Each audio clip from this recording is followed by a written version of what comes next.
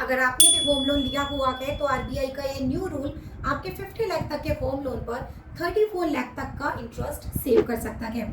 कैसे, चलिए देखते हैं।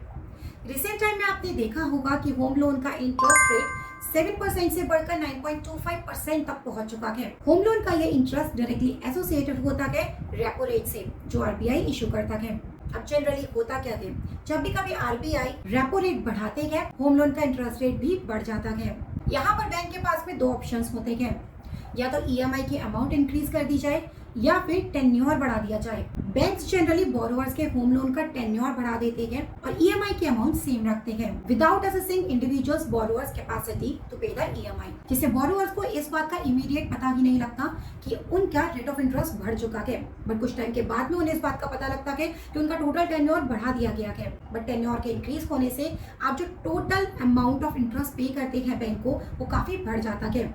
इसी कैलकुलेशन को अभी हम आगे की वीडियो में जरूर समझेंगे। अब बोरोवर को इस लॉस से बचाने के लिए आरबीआई ने 10 अगस्त को बैंक को न्यू गाइडलाइंस इशू कर दी है।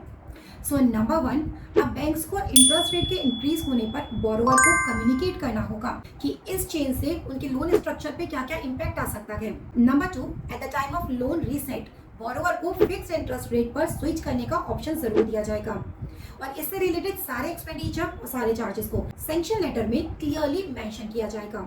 नंबर 3, बोरोवर को यह ऑप्शन दिया जाएगा कि वो लोन टेन्योर या फिर लोन ईएमआई इन दोनों को इंक्रीज करवा सकता है। तो इन शॉर्ट, अब बैंक्स सोली ये डिसीजन नहीं ले सकते कि इंटरेस्ट रेट का इम्पैक्ट बोरोवर के लोन स्ट्रक्चर पर कैसे पड़ेगा। तो चलिए अब चलते हैं अपने कैलकुलेशन पार्ट की तरफ। बट इससे पहले अगर आप इस चैनल पे न्यू हैं तो इसे सब्सक्राइब करना मत भूलिएगा, और अगर ये वीडियो आपकी फाइनेंस की नॉलेज में कोई भी वैल्यू एडिशन करती है तो इस वीडियो को लाइक और उन लोगों को शेयर करना मत भूलिएगा जिन्होंने होम लोन लिया हुआ है। तो अगर आपने होम लोन लिया हुआ है 50 लाख रुपीस का 7% के रेट ऑफ इंटरेस्ट पे 20 ईयर्स के लिए, तो आपकी ईएमआई बनती है 38,765 रुपीस की। आप टोटल इंटरेस्ट का पेमेंट कर रहे हैं 43 लाख का, और टोटल पेमेंट जो बैंक को जा रहा है वो जा रहा है 93 लाख रुपीस का। जिसका मतलब है अगर आपने होम लोन लिया हुआ है 50 लाख रुपीस का, तो उसके अगेंस्ट में आप बैंक को टोटल अमाउंट पे कर रहे हैं 93 लाख रुपीस की, और जो एक्स्ट्रा अमाउंट जाती है उसे हम कहते हैं इंटरेस्ट, जो इस केस में 43 लाख रुपीस का है। अब सपोज करिए रेट ऑफ इंटरेस्ट बढ़कर एज पर आवर एग्जाम्पल हो जाता है 9.25% का। तो अब सपोज करिए आपने 3 इयर्स तक बैंक को ईएमआई पे कर दी है और उसके बाद में आपका रेट ऑफ इंटरेस्ट बढ़ चुका है 9.25% का। तो चलिए इसको भी एक एग्जाम्पल से समझ लेते हैं। तो यहाँ पर 3 इयर्स मतलब 36 मंथ तक आपने बैंक को पे कर दिया है ईएमआई 38,000 रुपीज़ की। इसके बाद में हमारा रेट ऑफ इंटरेस्ट बढ़ चुका है 9.25% का। तो यहाँ पर अगर आप देख रहे हैं तो आपका जो टोटल आउटस्टैंडिंग बैलेंस बचा के वो है 46,16,000 रुपीज़ का, जिसके ऊपर आपको अपनी ईएमआई पे करनी है बढ़े हुए rate of interest which is 9.25% की। तो इस रेट ऑफ इंटरेस्ट के अकॉर्डिंगली बचे हुए 17 ईयर्स के लिए जो अपनी ईएमआई कैलकुलेट करते हैं तो वो आती है 44,977,000 रुपीज़ की। इस ईएमआई को आपको अपने बचे हुए 17 ईयर के टेन्योर में पे करना है।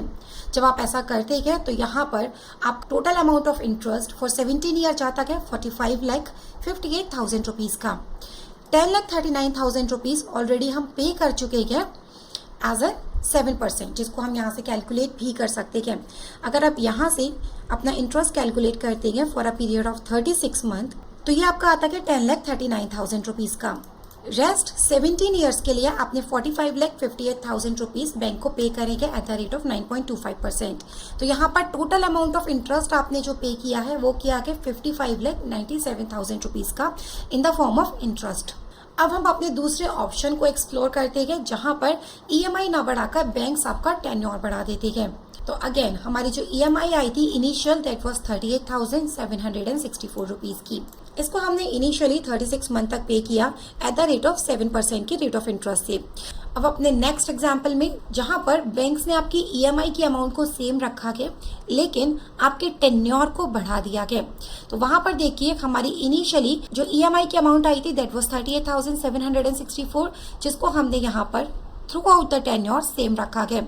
तो इनिशियली 36 मंथ के लिए हमने 7% रेट ऑफ इंटरेस्ट से बैंक को पे किया है which was same as earlier. उसके बाद में 9.25% का रेट ऑफ इंटरेस्ट बढ़ा दिया है, बट ईएमआई की अमाउंट अभी भी सेम है। तो अगर आप यहाँ पे देख रहे हो तो इंटरेस्ट पार्ट आपका काफ़ी ज़्यादा बढ़ चुका है, लेकिन जो प्रिंसिपल का रीपेमेंट हो रहा था वो काफ़ी लेस हो गया है। 11,833 से घटकर वो 3,200 रुपीज़ आ चुका है, जिसका इम्पैक्ट क्या होता है कि हमारा लोन पार्ट, जो प्रिंसिपल पार्ट बैंक को पे हो रहा है, वो काफ़ी कम होता चला जाता है और जो डायरेक्टली हमारे टेन्योर को बढ़ा देता है। तो इस तरह से अगर आप देखते हैं तो आपका टोटल टेन्योर आ जाता है 361 मंथ का, जिसे अगर आप ईयर्स में कन्वर्ट करते हैं तो ये आपका आ जाता है अप्रॉक्सीमेटली 30 ईयर्स। मतलब जो होम लोन आपने 20 ईयर्स के लिए लिया था उसे अब आप 30 ईयर्स तक बैंक को पे करेंगे। यहाँ पे अगर आप टोटल अमाउंट ऑफ इंटरेस्ट जो बैंक को पे करते हैं वो 90 लाख रुपीस की करते हैं, जबकि हमारे फर्स्ट ऑप्शन में जिसमें हमने अपनी EMI को इंक्रीज करवाया था वहां पर आप 55,97,000 रुपीज का टोटल इंटरेस्ट अमाउंट बैंक को पे कर रहे थे, जबकि यहाँ पे अमाउंट है 90,23,000 रुपीज की, और जो डिफरेंस क्रिएट कर देती है 34,25,000 रुपीज का।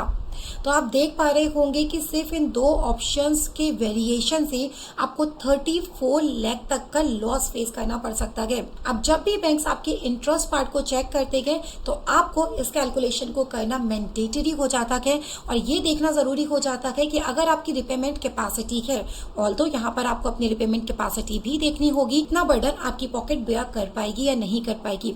लेकिन अगर आप इस चीज को बेयर कर पाते हैं तो आपको डेफिनेटली अपनी EMI को बढ़ाने के ऑप्शन पे ध्यान देना चाहेंगे। सेकंड ऑप्शन हमारे पास प्रीपेमेंट का भी रहता है। आप थोड़ा थोड़ा प्रीपेमेंट करके भी अपने लोन टेन्योर को और टोटल इंटरेस्ट के अमाउंट को काफी रिड्यूस कर सकते हैं। अगर आपको ये एक्सेल चाहिए तो कमेंट सेक्शन में आप अपनी ईमेल आईडी प्रोवाइड करा सकते हैं। हम आपकी ईमेल आईडी पर इस कैलकुलेटर को जरूर सेंड कर देंगे। अगर इस वीडियो से आपके फाइनेंसिंग नॉलेज में कोई भी वैल्यू एडिशन हुआ है तो इसे लाइक एंड शेयर करना मत भूलिएगा और साथ ही इस चैनल को सब्सक्राइब करना बिल्कुल मत भूलिएगा।